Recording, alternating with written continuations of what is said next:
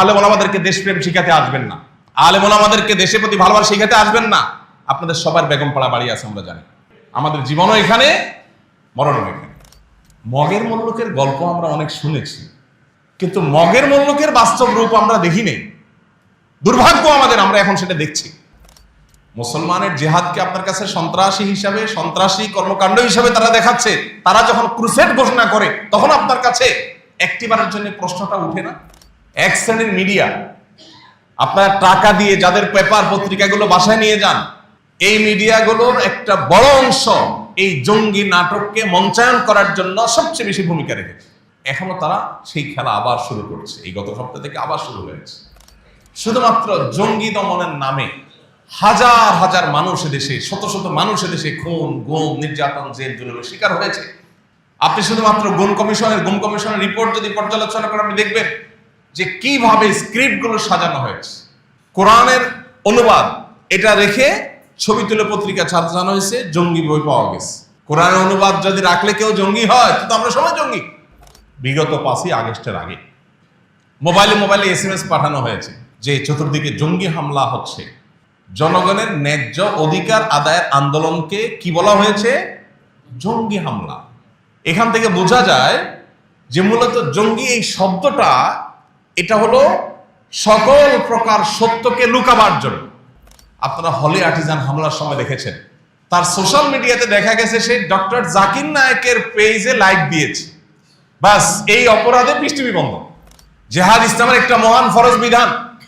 এই জেহাদ, এটাকে আমরা ভুলে গেছি। জেহাদ মানে ঠুস ঠাস কাউকে মেরে দেওয়া নয়। জেহাদ মানে নিরীহ মানুষের উপরে বোমা হামলা করা নয়, যেটা পশ্চিমারা করছে। প্রকৃত জঙ্গিবাদে তো তারাই লিপ্ত। একজন মুসলিমকে দায়িত্বশীল, একজন মুসলিমকে সচেতন মানুষ হিসেবে নিজের সমাজে প্রতিষ্ঠিত করবার নির্দেশ আল্লাহ তাআলা দিয়েছেন।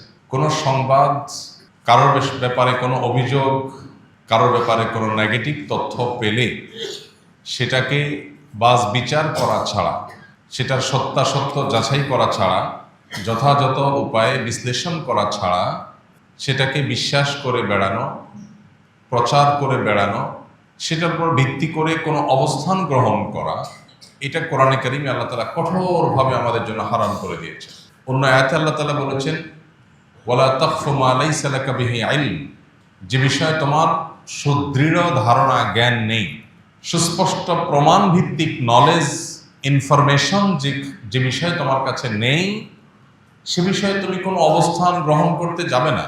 আজ ধারণা প্রসূত অবস্থান গ্রহণ, ব্যক্তি কিংবা গোষ্ঠীর ব্যাপারে কোনো মন্তব্য, কোনো ধারণা পোষণ, কোনো অবস্থান গ্রহণ, এই বিষয়টি আজ মহামারীর আকার ধারণ করেছে। বিশেষ করে অবাধ তথ্য প্রবাহের এই যুগে, সোশ্যাল মিডিয়ার ব্যাপকতার এই যুগে আমরা অনেক বিশ্বাস করি যে বিশ্বাসগুলো ভুল, অনেক ধারণা করি যে ধারণাগুলো অবান্তর, অনেক কালোকে আমরা সাদা বলি, অনেক সাদাকে আমরা কালো বলি, যা বাস্তবে তার উল্টো। ইসলাম এমন এক জীবন বিধান, ইসলাম এমন এক সুমহান শাশ্বত লাইফস্টাইল আমাদেরকে দিয়েছে যে এখানে কোনো মানুষ কাউকে অন্যায়ভাবে আক্রমণ করা, এটা তো অনেক দূরের কথা। কারোর ব্যাপারে আপনি নেগেটিভ ধারণাই নিতে পারবেন না যদি আপনার কাছে যথাযোগ্য তথ্য প্রমাণ না থাকে। আজকের পৃথিবীতে যারা মডেল হিসাবে নিজেদেরকে এস্টাবলিশড করেছে, সাম্রাজ্যবাদী পৃথিবী, তাদেরও অনেক বড় অস্ত্র হলো জনগণকে, সাধারণ মানুষকে বিভ্রান্তির মধ্যে ফেলে দিয়ে ঘোলা পানিতে মাছ শিকার করা, বিভিন্ন এজেন্ডা বাস্তবায়ন করা। এই খেলা আমরা দশকের পর দশক, যুগের পর যুগ ধরে দেখে আসছি। এর মধ্যে সবচেয়ে বড় প্রপাগান্ডা, সবচেয়ে বড় মিথ্যা, যে মিথ্যা বেড়াজালে আমরা অনেককে আটকে গেছি, যে মিথ্যা আমাদের অনেককে বিভ্রান্ত করে ফেলেছে। মুসলিম তো বটেই, অনেক নিয়মিত নামাজি, নিয়মিত পর্দানসীন, নিয়মতান্ত্রিকভাবে প্র্যাকটিস করেন কোরআন এবং সুন্নাহকে, এরকম বহু মুসলমান আছেন যারা এই প্রপাগান্ডায় পা দিয়ে বিভ্রান্তির বেড়াজালে আটকে গেছে। আপনারা প্রিয় নবী সাল্লাল্লাহু আলাইহি সাল্লামের হাদিসের ভান্ডার যদি দেখেন, লক্ষ্য করবেন যে সেখানে বহু হাদিসে নবী সাল্লাল্লাহু আলাইহি সাল্লাম আমাদেরকে সতর্ক করেছেন আমরা যেন কিয়ামতের পূর্বে ফিতনা সংকুল সময়ে নিজেদেরকে ফিতনা থেকে রক্ষা করবার চেষ্টা করি। কিয়ামতের পূর্বে পৃথিবীবাসীর উপর ফিতনা পতিত হবে কাওয়াকাইল মতর, বৃষ্টি পতিত হওয়ার মতো। বৃষ্টির ফোঁটা যেরকম একটার পর একটা টপ টপ করে অনবরত ধারাবাহিকভাবে পড়তেই থাকে, ফিতনা এরকম গোটা পৃথিবীকে ছেয়ে যাবে, একটার পর একটা ফিতনা পতিত হবে। ফিতনা জিনিসটা কি? ফিতনা মানে হলো বিভ্রান্তি, ফিতনা মানে হলো ধোঁয়াশা। যেটাকে আপনি সাদা মনে করছেন ওটা আসলে কালো, এটাই ফিতনা। যেটাকে আপনি অন্ধকার মনে করছেন সেটা আসলে আলো, এটাই হলো ফিতনা। আপনি যেটাকে মনে করছেন আলো বিতরণ করছে, আসলে সে অন্ধকার বিস্তার করছে। আপনি সেটাকে আলো মনে করে ওইটার সঙ্গ দিচ্ছেন, সেটা প্রতিষ্ঠার জন্য জীবন বাজি রাখছেন, আদত দিন শেষে দেখলেন সেটা আসলে পুরোটাই কালো, ওইটা কোনো আলো নয়। এই জাতীয় বিভ্রান্তি এখন আমাদের প্রত্যেকটা মানুষকে, আমাদের গোটা সমাজকে নানাভাবে ছেয়ে গেছে। যে সাম্রাজ্যবাদী এই পৃথিবী, তাদের সবচেয়ে বড় মিথ্যা যেটা তারা স্টাবলিশ করতে পেরেছে দুর্ভাগ্যজনকভাবে, সেটি হলো ইসলাম এবং মুসলমানদের সাথে জঙ্গি তকমাকে লাগিয়ে দেওয়া। গত এক শতাব্দীতে গোটা পৃথিবীতে পৃথিবীর পরাশক্তিগুলোর অর্থায়নে প্রতিষ্ঠিত সবচেয়ে বড় মিথ্যা এটা, যে মুসলমানদেরকে সন্ত্রাস এবং জঙ্গিবাদের তকমা দিয়ে তাদেরকে কোণঠাসা করে রাখা। আপনি যদি উন্নত দেশগুলো ট্রাভেল করে থাকেন, নিশ্চয় আপনার ধারণা থাকার কথা যে শুধুমাত্র মুসলিম পরিচয়ের কারণে আপনাকে বহু হেনস্থার শিকার হতে হবে। এই যে মুসলিমকে হেনস্থা করা যায়, মুসলিম হলেই তাকে অত্যাচার করা যায়, টর্চার করা যায়, জুলুম করা যায়, এই ন্যারেটিভ প্রতিষ্ঠা করেছে যে মিথ্যা দিয়ে, সে মিথ্যা হলো ইসলাম এবং মুসলমানের সাথে জঙ্গিবাদ এবং সন্ত্রাসবাদের তকমা লাগিয়ে। আন্তর্জাতিক এই শয়তানি ষড়যন্ত্র যেটা চলে আসছে যুগ যুগ ধরে, এই ষড়যন্ত্রকে বাস্তবায়ন করার জন্য বহু নাটকের মঞ্চায়ন হয়েছে, যেটা আমরা ইতিপূর্বে দেখেছি। বহু ঘটনা নিজেরা ঘটিয়ে উদুরপিণ্ডি বুদুর ঘাড়ে চাপিয়ে, যেহেতু মিডিয়াগুলো তাদের নিয়ন্ত্রণে, সেখানে সাদাকে কালো করে দেখিয়ে সাধারণ মানুষকে বিভ্রান্ত করে তারা তাদের এজেন্ডা বাস্তবায়ন করেছে। আমরা যে ভূখণ্ডে বসবাস করছি, আমাদের এই দেশেও দীর্ঘদিন পর্যন্ত এই খেলা চলে এসছে। আপনারা যে জায়গাটা বসে আছেন নারায়ণগঞ্জ, এই নারায়ণগঞ্জ ছিল এই নাটকের সবচেয়ে বড় মঞ্চ। টেলিভিশনে লাইভ প্রদর্শন হচ্ছে, জঙ্গি বিরোধী অভিযান চলছে, একটা বাড়ি ঘেরাও করে আছে র্যাবের লোকজন এবং টান টান উত্তেজনা, অস্ত্র তাক করে আছে, ভিতরে ধ্বংসাত্মক অস্ত্র নিয়ে জঙ্গিরা অবস্থান করছে। আমরা জনগণ হাতাটাতা গোছায় টিভির সামনে বসছি দেখার জন্য, হায় হায় কি সর্বনাশ, হুজুররা দেশটাকে শেষ করে ফেললো।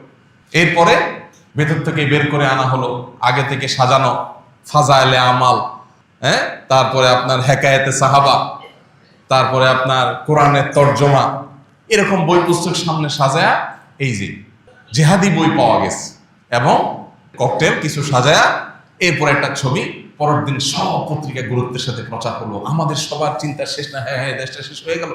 এই তো গত সপ্তাহেই দায়িত্বশীল পুলিশ অফিসার, পুলিশ কর্মকর্তারা, দায়িত্বশীল পদে থাকা ডিআইজিরা অকপটে একের পর এক স্বীকার করেছেন যে বিগত আমলে জঙ্গি অভিযানের নামে সবগুলো ছিল নাটক। অবাক করা বিষয় হলো এই নাটক আবার নতুন করে শুরু হচ্ছে বাংলাদেশ। গত সপ্তাহে একটা মামলা হয়েছে, সেখানে কিছু তরুণ উদীয়মান পশ্চিমা অপশক্তি শয়তানি শক্তির ঘুম হারাম করা কিছু যুবক, তাদেরকে সেখানে আবারও এই নাটকের স্ক্রিপ্টে তাদের নাম যুক্ত করে আবার এই খেলাটা শুরু করার চেষ্টা চালানো হচ্ছে। আমরা সাধারণ মানুষ অনেক কিছু জানি না, অনেক অন্ধকারে আছে। এক র্যাব কর্মকর্তা এখন জেলে আছে, এই জঙ্গি নাটকের পেছনের কারিগরদের একজন। উনি একবার আমাকে কল করেছেন, আরো বছর 3 আগের কথা। হোয়াটসঅ্যাপে নক করেছেন, এরপরে ফোন দিয়েছেন, দিয়ে বললেন হুজুর আমাকে সব হুজুররা চিনে। এর মানে হলো আপনি তো আজকে প্রথম আমার সাথে কথা বলতেছেন, ওটা পাত্তা দিচ্ছেন না আমাকে, আমাকে সব হুজুররা চিনে। এরপর উনি ওনার একটা আবদার রাখলেন, আলহামদুলিল্লাহ আমি সে আবদার কৌশলে এড়াই গেলাম।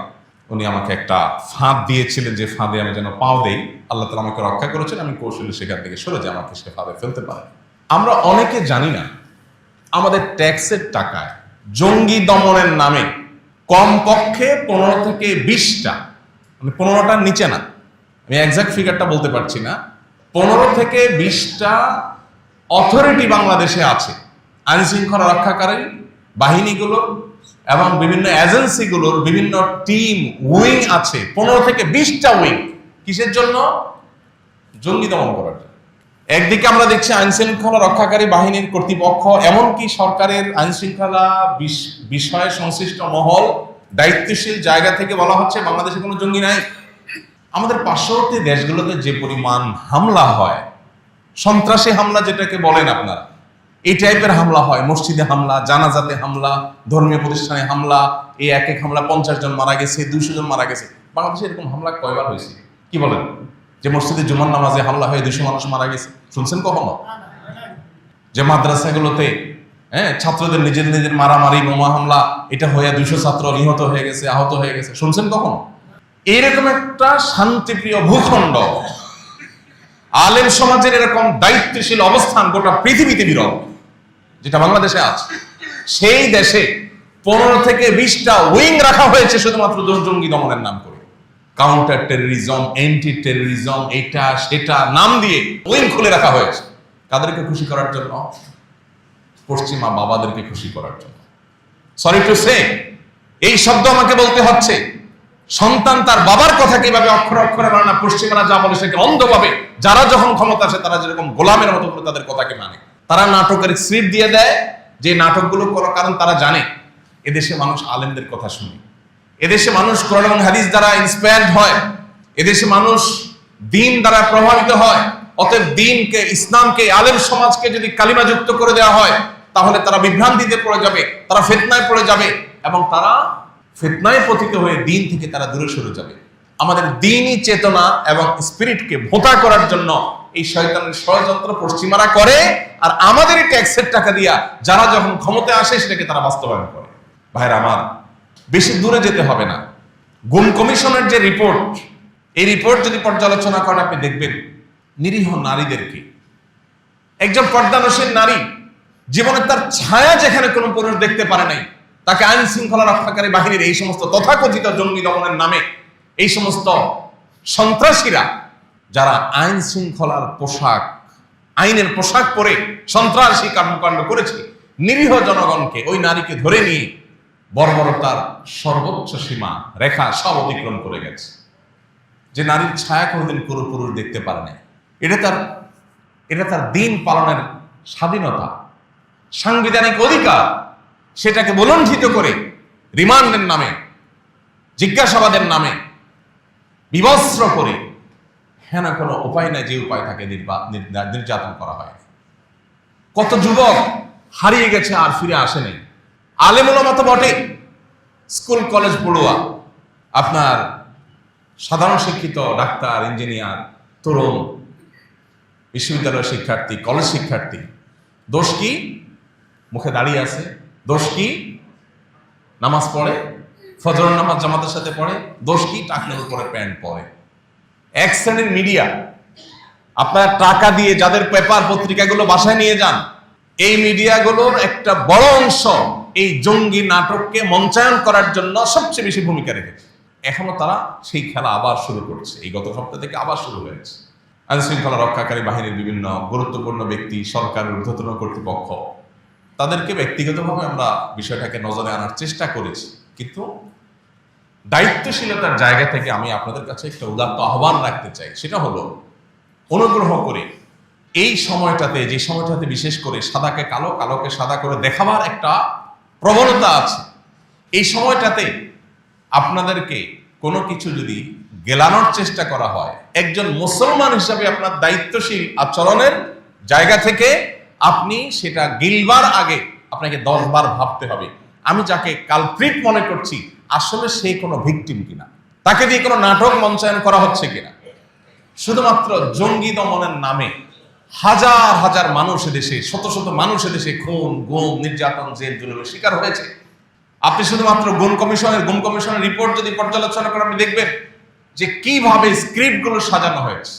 কোরআনের অনুবাদ এটা রেখে ছবি তুলে পত্রিকা সাজানো হয়েছে, জঙ্গি বই পাওয়া গেছে, জেহাদি বই পাওয়া গেছে। কোরআনের অনুবাদ যদি জেহাদি বই হয় তো আমরা সবাই তো জঙ্গি। কোরআনের অনুবাদ যদি রাখলে কেউ জঙ্গি হয় তো আমরা সবাই জঙ্গি। দেখেন, আমাদের মাইন্ডসেটটা এমন ভাবে তৈরি হয়েছে, একজন মানুষকে যদি বলা হয়, রাজনৈতিক নেতাদেরকে যদি বলা হয় যে মোবাইল চুরির মামলায় একটা দলের প্রধানের বিরুদ্ধে চার্জশিট হয়েছে, তার বিরুদ্ধে মামলা হয়েছে মোবাইল চুরির বিরুদ্ধে, গরু চুরির বিরুদ্ধে। এগুলো তো বাংলাদেশে সকাল বিকাল হয়, তাই না? তো নতুন কিছু না। এগুলো আমাদের বিনোদনের খোরাক, আমরা মজা পাই এগুলো দিয়ে। আমরা জানি যারা যখন ক্ষমতায় থাকে, বিরোধী দলে যারা থাকে, তাদের নামে এই সমস্ত হামলা মামলা মিথ্যা বিভিন্ন অজুহাত দেয়।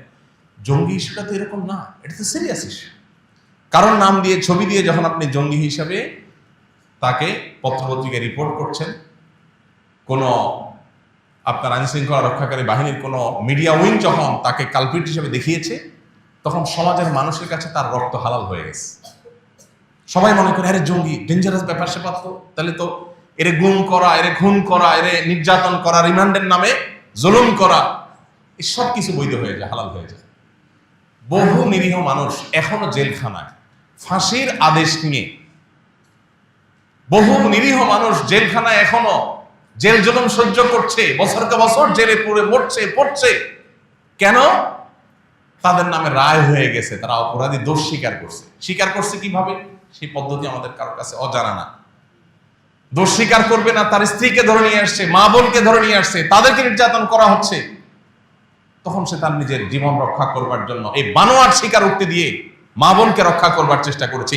ওই মিথ্যা স্বীকারোক্তির উপরে ভিত্তি করে রায় হয়ে গেছে এবং ফাঁসির জন্য অপেক্ষমান আছে, জেল জুলুম চলছে। যে ভূখণ্ডে এই ধরনের জুলুম চলতে থাকে, আর আমরা সাধারণ মানুষ, আমরা অনেকেই দায়িত্ব জ্ঞানহীন হয়ে আমরা এই সমস্ত প্রোপাগান্ডাকে বিশ্বাস করি। যখন এই জঙ্গি জঙ্গি জিগির তুলেছে, তখন অনেক সাধারণ মানুষ আলেম ওলামাদেরকে দেখলেই সন্দেহ করত। ঠিক না ভাই? ঠিক। এই দেশে চাঁদাবাজি নিয়ন্ত্রণ করার জন্য কয়টা উইং খোলা হয়েছে, যে দেশের সব চাঁদাবাজিগুলো নিয়ন্ত্রণ করা হবে। কেউ ঘর বাড়ি করতে গেলে চাঁদা দিতে যেন কেউ নিতে না পারে, একজন রিক্সা চালক রিক্সা যদি চালাতে গিয়ে, একজন সিএনজি চালক সিএনজি স্ট্যান্ডে যেন তাকে চাঁদা দিয়ে দাঁড়াতে না হয়। এই চাঁদাবাজি বন্ধের জন্য আইন শৃঙ্খলা রক্ষাকারী বাহিনী কয়টা উইং খুলেছে, এটা আমাদের জানতে ইচ্ছা করে। জঙ্গিবাদ, তথাকথিত জঙ্গিবাদের নামে এই নাটকের স্ক্রিপ্ট বাস্তবায়ন করবার জন্য যদি 15-20টা উইং খুলে থাকে, ডিপার্টমেন্ট খুলে থাকে, প্রত্যেকটা আইন শৃঙ্খলা রক্ষাকারী বাহিনী আলাদা আলাদা ডিপার্টমেন্ট খুলে থাকে, তাহলে এই দেশের সন্ত্রাস, চাঁদাবাজ, এদেরকে নিয়ন্ত্রণ করবার জন্য কয়টা উইং খোলা হয়েছে? প্রিয় ভাইরা আমার, সময় এসেছে আমাদের সচেতন হওয়ার, সতর্ক হওয়ার। এই নাটক যেন নতুন করে আর কেউ মঞ্চায়ন করতে না পারে। প্রিয় ভাইরা আমার, জিহাদ ইসলামের একটা মহান ফরজ বিধান। জিহাদ ইসলামের একটা মহান ফরজ বিধান। এই জিহাদ, এটাকে আমরা ভুলে গেছি। অনেক ফরজ নিয়ে আলোচনা হয়, এই ফরজ নিয়ে আলোচনা হয় না। জিহাদ মানে ঠুস ঠাস কাউকে মেরে দেওয়া নয়। জিহাদ মানে নিরীহ মানুষের উপরে বোমা হামলা করা নয়, যেটা পশ্চিমারা করছে। প্রকৃত জঙ্গিবাদে তো তারাই লিপ্ত। আপনি মুসলমান, জিহাদ শব্দ শুনলে আপনি কাচুমুচু করেন, আপনি চিন্তা করেন হ্যাঁ হ্যাঁ হুজুর কি বলে এগুলো। ভাই, কোরআনে জিহাদের অসংখ্য আয়াত আছে, তাহলে কি আপনাকে ইসলাম থেকে ছেড়ে ছেড়ে চলে যেতে হবে? যদি আপনি জিহাদের পরে আপনার বিতশ্রদ্ধ ভাব থাকে, ঈমান নিয়ে টানাটানি হবে। জিহাদ মহান ফরজ বিধান, তবে জিহাদ ছেলে খেলা নয়। জিহাদ আর সন্ত্রাস এক জিনিস না।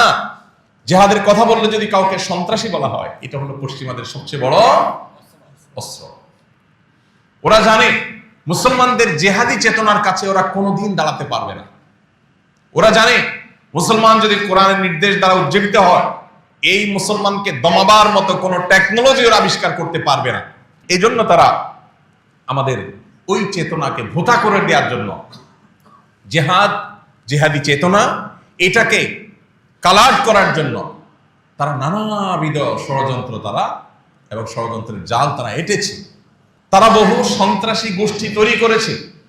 তাদের কর্মকাণ্ড এটাকে ইসলামের কর্মকাণ্ড হিসেবে দেখিয়ে মুসলমানদেরকে বিভ্রান্তির মধ্যে ফেলে দিচ্ছে। হ্যাঁ হ্যাঁ, ইসলামের নামে কি হচ্ছে এসব? মনে রাখবেন, ন্যূনতম কোরআন হাদিসের ধারণা যদি কারোর মধ্যে থাকে, প্রাথমিক লেয়ারের যদি মুসলমানও কেউ হয়, সে কোনোদিন সন্ত্রাসী হতে পারে না, অসম্ভব।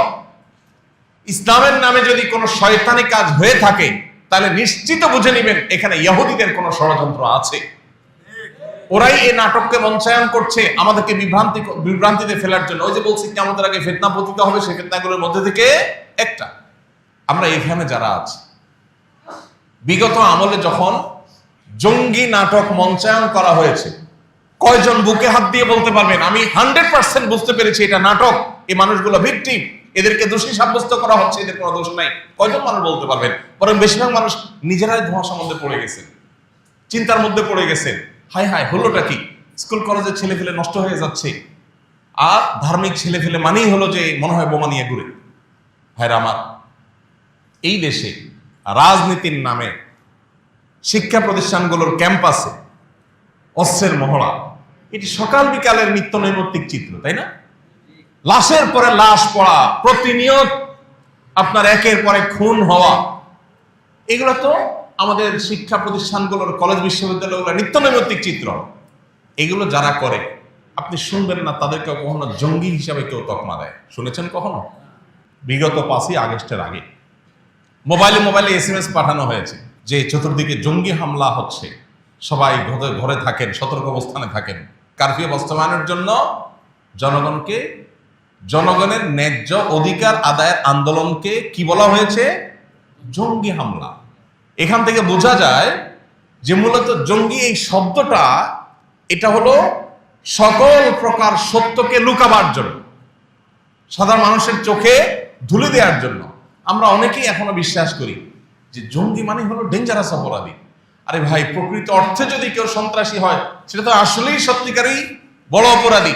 কিন্তু আপনি যেটাকে জঙ্গি হিসাবে দেখছেন, জানছেন, সে জঙ্গি, সে সন্ত্রাসী, এটা কোনো প্রমাণ হয়েছে? দেখুন, কারোর কাছে ওই যে তথাকথিত জেহাদি বই পাওয়া গেছে, এই ছবি দিয়া যখন পত্রপত্রিকায় গেছে, তখন আমরা সাধারণ মানুষই সময় ধরে নিয়েছি, হ্যাঁ লোকটা কত খারাপ। একবার চিন্তা করি না এই বইয়ে কি আছে, এই বইয়ে কি আছে যেটা দেখিয়ে তাকে খারাপ বলা হচ্ছে। তবলিগি নেসাবের বই দিয়া জেহাদি বই নাম দিয়া ছাপাই দেওয়া হয়েছে। ভাইরা আমার, এই যে 15 থেকে 20টা ডিপার্টমেন্ট, হাজার হাজার ফোর্স, শত শত ফোর্স এখানে কাজ করছে, পশ্চিমারা সেখানে কোটি কোটি টাকার ফান্ডিং করে, তহবিল দেয়। এই টাকাকে হালাল করার দরকার হয়। ধরেন 20টা যদি জঙ্গি দমন ডিপার্টমেন্ট থাকে, বিভিন্ন প্রতিষ্ঠানদের, ডিএমপির আলাদা উইং, র্যাবের আলাদা উইং, এনএসআর আলাদা উইং, ডিজিএফআই আলাদা উইং, পুলিশের অনেকগুলো উইং, এইভাবে যদি সবার আলাদা আলাদা জঙ্গি দমন নিয়ে অনেকগুলো উইং থাকে, বাংলাদেশের টোটাল জঙ্গি সংখ্যা কত? সরকার বা এই সংশ্লিষ্ট মহলের উচিত সেটা প্রকাশ করা।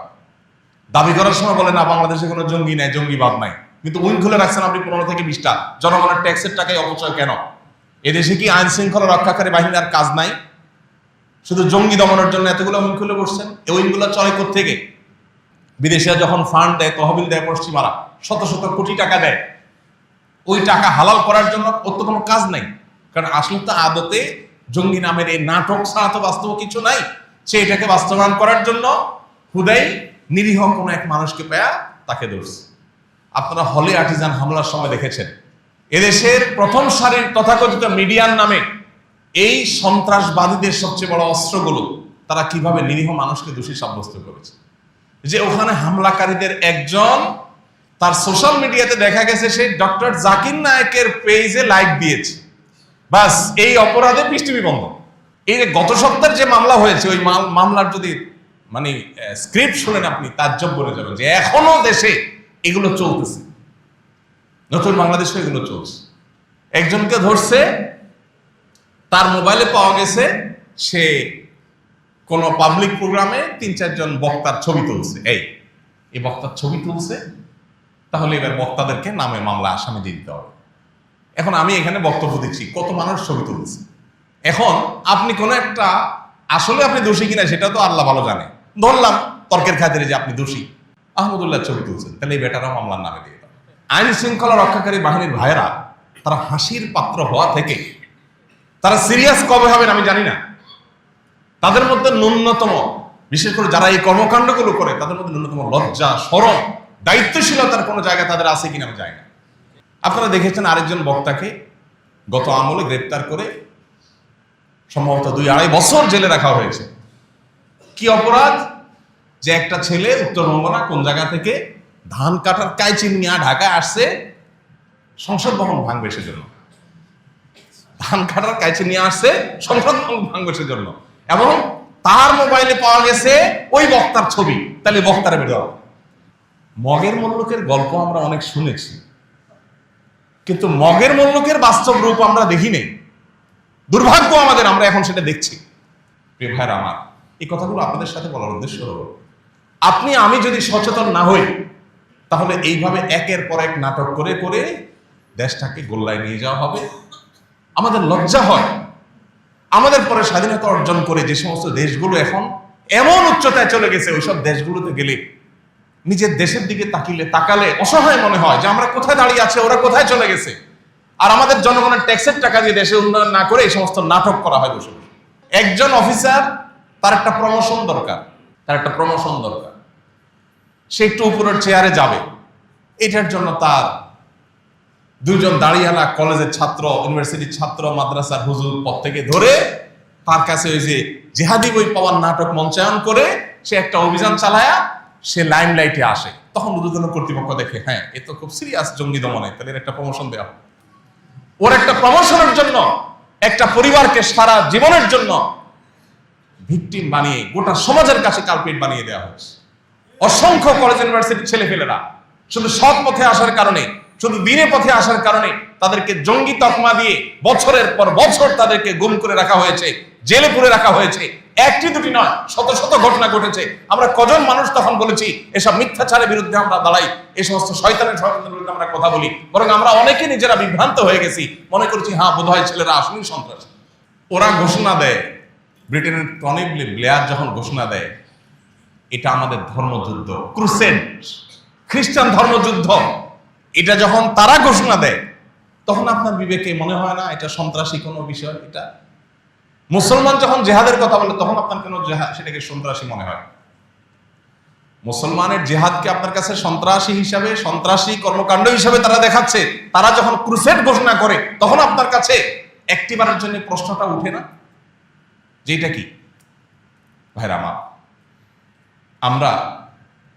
আমরা যদি সতর্ক না হই, কেন আজ সমাজের এই দুর্দশা, কেন আজ আমাদের দুরবস্থা? আজকে তরুণরা ভালো পথে আসতে পারছে না, তারা ভালো পথে আসলে তাদেরকে আপনি ব্লেম দিচ্ছেন।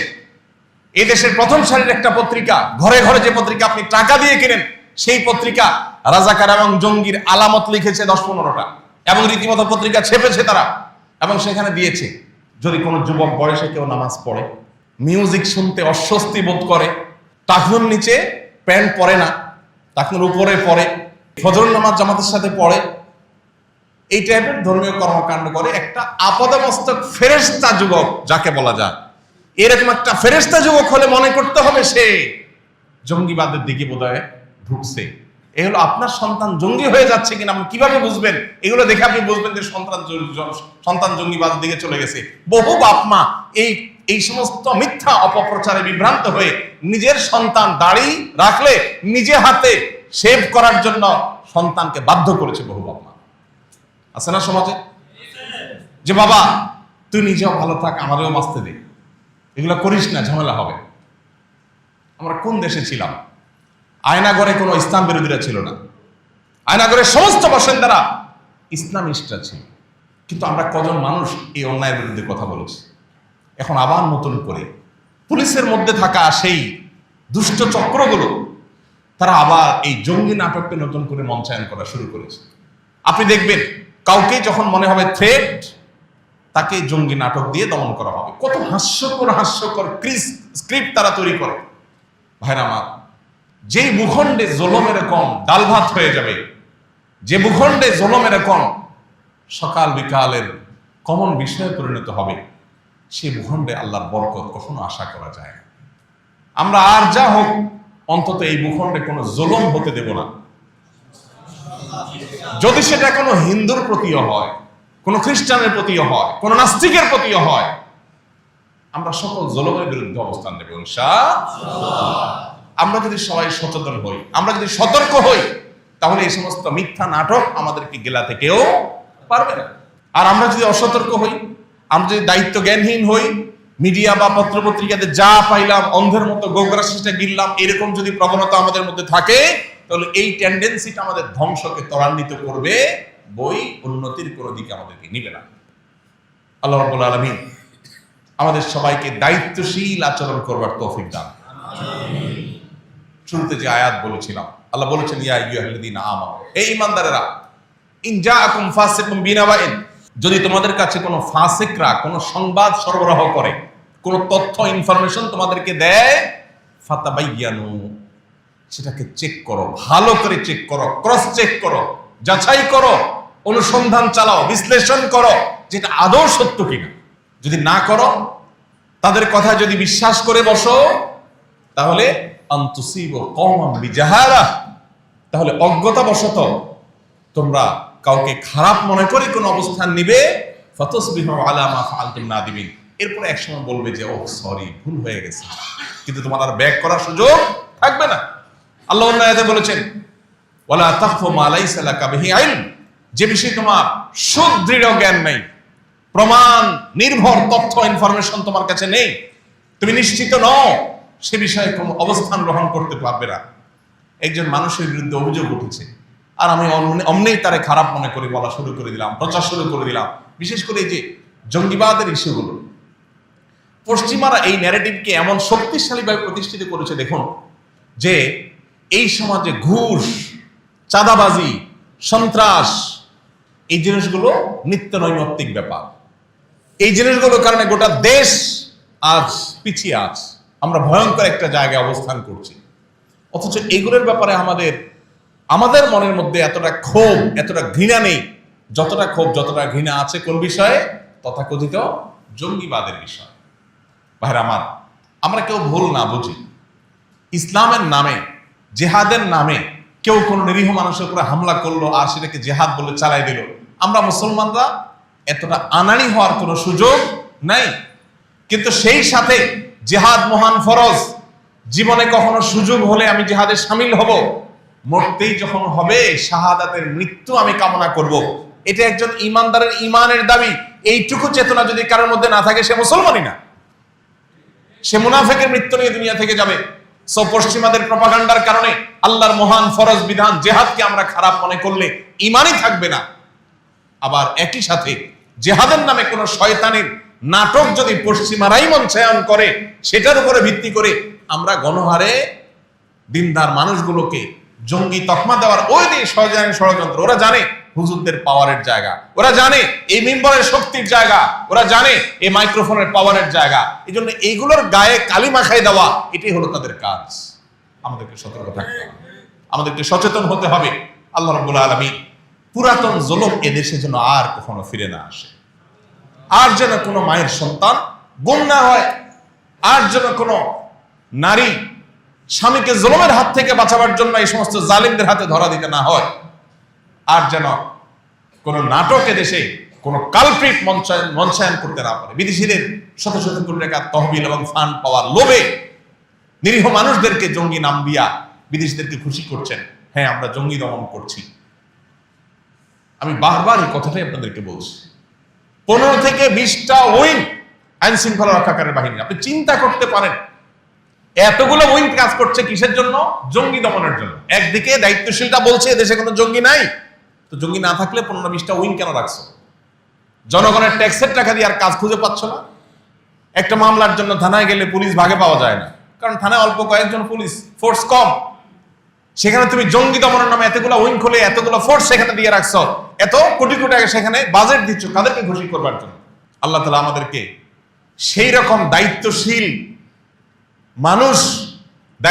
মানুষদের শাসন দেখ, যারা এদেশের মানুষের হয়ে কাজ করবে, বিদেশিদের আঙ্গুল হেলানোতে যারা কাজ করবে না, বিদেশিদের এজেন্ডা বাস্তবায়ন যারা করবে না। দুঃখ আমাদের, ক্ষোভ আমাদের যে আমরা অনবরত দেখি যে চেয়ারে বসেই বিদেশিদের এজেন্ডা বাস্তবায়ন করার জন্য নেমে পড়ে। আপনারা দেখেছেন গত সপ্তাহের ঘটনা সম্ভবত, যে সমাজ কল্যাণ মন্ত্রণালয়ের উপদেষ্টা কয়েক কোটি টাকা বরাদ্দ দিয়েছে আপনার আমার ট্যাক্সের টাকা। কাদেরকে দিয়েছে? পতিতাদেরকে দিয়েছে। পতিতাদেরকে কেন দিয়েছে? তাদেরকে যদি পুনর্বাসনের জন্য দিত, তো আমরা বলতাম আরো চাঁদা নেন, 100 টাকা করে আমরা সবাই দিই, এদেরকে পুনর্বাসন করে দেন। কি বলেন, কারো দ্বিমত ছিল এদেশে? যে পতিতাদেরকে একটা সুন্দর ঘর বাড়ি করে দেন, থাকা খাওয়ার ব্যবস্থা করে দেন, চাকরির ব্যবস্থা করে দেন, ব্যবসার ব্যবস্থা করে দেন, তাদেরকে এই কাজ থেকে সরাই আনেন। এইটার জন্য যদি আরো টাকা নেয় তো জনগণ দিতে সেজন্য প্রস্তুত। কিন্তু না, উপদেষ্টা সেই কাজ করেননি। কি করেছেন? পরিষ্কার ভাবে আপনি যদি তখনকার সংবাদগুলোকে পর্যালোচনা করে দেখবেন, তাদের এই কাজের স্বীকৃতি দেওয়ার জন্য, মর্যাদা দেওয়ার জন্য, মানে যা করছো ক্যারি অন, এটা চালায় যাও, এটার জন্য জনপ্রতি 10,000 না 20,000 টাকা করে তাদেরকে প্রণোদনার মতো প্রণোদনার মতো দিচ্ছে যে এই কাজ চালায় যাও। তো চেয়ারে বসার পর বিদেশিদের খুশি করার জন্য আমাদের ট্যাক্সের টাকা দিয়ে নাটক করার এই প্রচেষ্টাগুলো চিরতরে এদেশ থেকে বন্ধ হয়ে যাক, আমরা যেন আর বলির পাঠা হতে না হয়।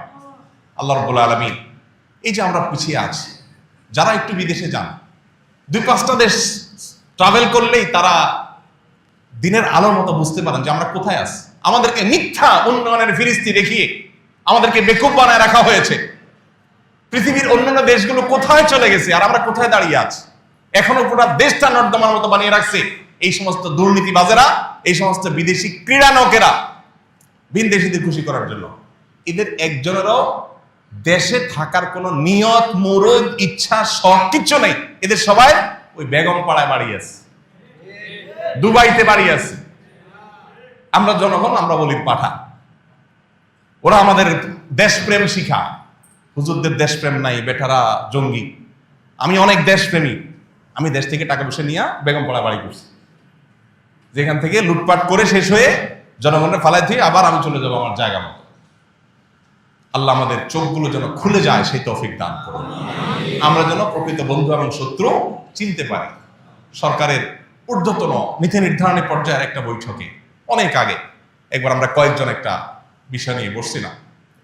তো প্রসঙ্গত বলছিলাম, আমরা বলছিলাম তাদেরকে, দেখেন এক দল লুটপাট করার পর ওদেরকে পার্শ্ববর্তী দেশ জায়গা দিবে, আপনি আবার আকাম করার পর আপনাকে হয়তো আমেরিকা জায়গা দিবে। আমাদেরকে মানে হুজুরদেরকে এই পৃথিবীতে কোনো দেশ জায়গা দিবে না, খোদ সৌদি আরবে দিবে না। অতএব এই মাটিতেই আমাদের থাকতে হবে, মাইন্ড ইট, এটা মাথায় রাখেন। আমাকে লড়াই করে এই মাটিতেই টিকতে হবে। আপনি সুযোগ পাইলে চলে যাবেন ওদিকে, কিন্তু আমি যাব না, আমার যাওয়ার জায়গাই নেই, আমাকে কেউ নেবে না। সো আমাকে লড়াই করে টিকতে হবে। আলেম ওলামাদেরকে দেশপ্রেম শিখাতে আসবেন না, আলেম ওলামাদেরকে দেশের প্রতি ভালোবাসা শিখাতে আসবেন না। আপনাদের সবার বেগম পাড়া বাড়ি আছে, আমরা জানি। আমাদের জীবনও এখানে, মরণও এখানে। আল্লাহ রাব্বুল আলামিন এসব শয়তানি বিষয়গুলোর ব্যাপারে আমাদেরকে সচেতন হওয়ার তৌফিক দান করুন, দায়িত্বশীল হওয়ার তৌফিক দান করুন, এবং সকল শয়তানি ষড়যন্ত্র থেকে আল্লাহ তাআলা আমাদের প্রিয় মাতৃভূমিটাকে হেফাজত করুন। আপনারা জানেন ভৌগোলিকভাবে এত গুরুত্বপূর্ণ একটা অবস্থান আমাদের, পৃথিবীর বড় বড় পরাশক্তিগুলোর বাংলাদেশের মাটিটা দরকার। তো ডাইরেক্ট তো আর মাটি দখল করার সিস্টেম নেই, দালালদের মাধ্যমে তারা এখানে ঢুকে। আপনারা দেখবেন আমাদের সংবিধান কি হবে, আইন কি হবে, এইসব বিষয়গুলোর যারা নীতি নির্ধারকের ভূমিকায় অবতীর্ণ হয়, এই মানুষগুলোর সাথে দেশের মাটি, শেকড়, গণমানুষের কোনো সম্পর্ক নাই। এরাই সকাল বিকাল দেখবেন টিভিতে, টক শোতে, বিভিন্ন সেমিনারে, সিম্পোজিয়ামে, গোল টেবিল বৈঠকে তারা ঠিক করে দেয়, বলে দেয় এই দেশ কিভাবে চলবে, দেশে আইন কিভাবে হবে। এগুলো সবগুলো হলো ওই যে বিদেশি যাদের এই ভূখণ্ডটা দরকার, তাদের দালাল। তাদের কি দালাল? এই দালাল কারা আর প্রকৃত দেশপ্রেমিক কারা, এই জিনিসটা আমাদেরকে পার্থক্য করতে জানতে হবে। আল্লাহ আমাদের সেই তৌফিক দান করুন। জাযাকুমুল্লাহ খাইর ওয়া আখিরু দাওয়ানা আলহামদুলিল্লাহ। আস-সুন্নাহ ফাউন্ডেশন, উম্মার স্বার্থে সুন্নাহর সাথে।